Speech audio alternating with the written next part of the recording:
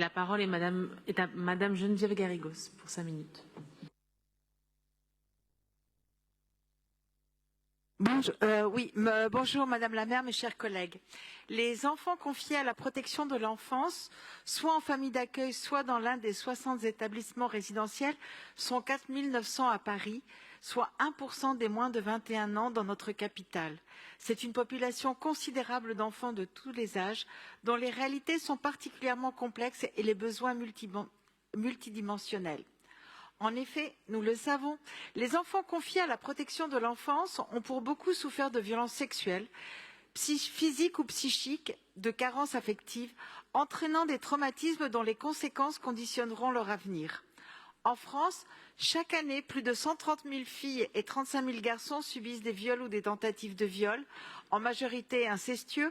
140 000 enfants sont exposés à des violences conjugales, avec un risque de plus de 60% de développer des troubles psychotraumatiques, risque qui s'élève à 80% quand il s'agit de violences sexuelles.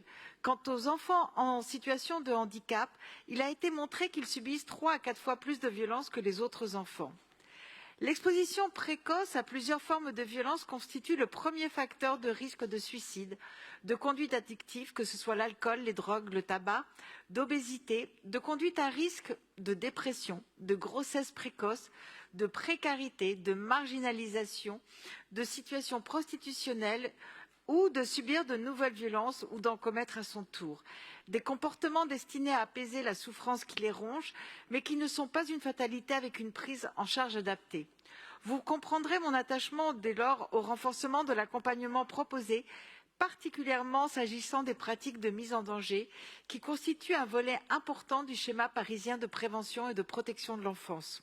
Et pour cela, grâce à un appel à projet, nous pouvons compter sur le savoir-faire de 4 associations spécialisées qui agissent en réseau pour mieux adapter le discours de prévention au diagnostic des foyers envisagés. Il s'agit de l'ANPAA, spécialisée dans l'addictologie, l'art et médias, et du kiosque Info Sida Toxicomanie, dont l'expertise recouvre le champ de la sexualité ainsi que celui de l'usage de drogue, et l'Union pour la défense de la santé mentale, l'UDSM, dont l'approche est plus largement focalisée sur les dimensions psychologiques de la santé globale. Former et accompagner les professionnels, sensibiliser les enfants et jeunes adultes, c'est bien sûr nécessaire et je salue cette démarche, d'autant que les associations œuvrent dans un esprit de mutualisation. Mais je voudrais aussi profiter de cette intervention pour rappeler que si les besoins des enfants accueillis sont particulièrement importants en la matière, c'est pour tous les enfants et tout le temps que la promotion de la santé sexuelle, la sensibilisation aux violences dans le cadre du couple, ou l'écoute non jugeante et la réduction des risques et des dommages en matière de produits psychoactifs sont essentielles. Or, nous voyons de plus en plus, même dans Paris, circuler des rumeurs sensationnalistes, voire des théories du complot concernant ces approches, particulièrement s'agissant de la sexualité. Nous savons à quel point les séances d'éducation à la sexualité en France sont peu mises en place. Quand elles le sont, elles suscitent désormais parfois un barrage de la part des parents, particulièrement remontés, souvent en lien avec les rumeurs les plus grotesques qui circulent dans certaines chambres d'écho. Nous avons vu les collectifs mobilisant ces parents récriminer tant et plus concernant le premier programme d'éducation à la vie sexuelle et affective à l'école, dont le début de publication en mars a provoqué une nouvelle vague d'atermoiements improbables et de consultations additionnelles.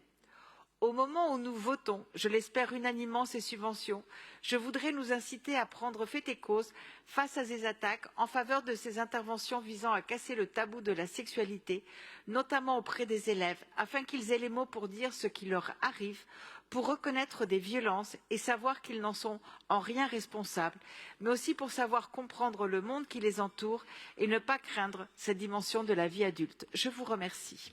Merci.